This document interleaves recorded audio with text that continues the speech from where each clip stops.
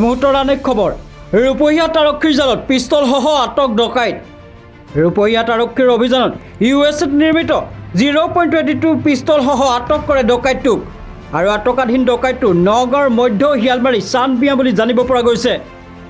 কিছুদিন পূৰ্বে ৰূপহীয়াতৰ কাঞ্চনপুৰত হোৱা গুলিয়াগুলিৰ সৈতে জড়িত আছিল ধৃত চান্দমিয়া আৰু পূৰ্বতেও বিভিন্ন ডকাইতি কাণ্ডৰ লগত জড়িত থকাৰ অভিযোগ আছে ধৃত চান্দমিয়াৰ বিৰুদ্ধে।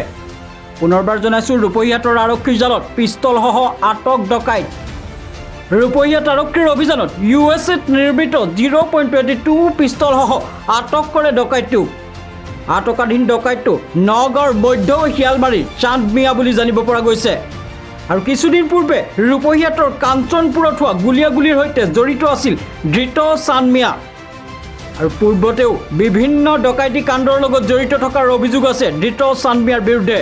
আমি জনাই গৈছোঁ এই মুহূৰ্তৰ আন এক গুৰুত্বপূৰ্ণ খবৰ ৰূপহীয়াত আৰক্ষীৰ জালত পিষ্টলসহ আটক ডকাইত ৰূপহীয়াত আৰক্ষীৰ অভিযানত USA নিৰ্মিত 0.22 পিষ্টলসহ আটক কৰে ডকাইতটোক আটকাধীন ডকাইতটো নগাঁৱৰ মধ্য হিয়ালমাৰী চান্দমিয়া বুলি জানিব পৰা গৈছে।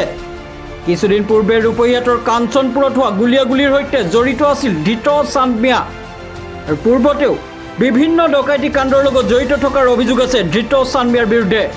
News desk report Indian fast news.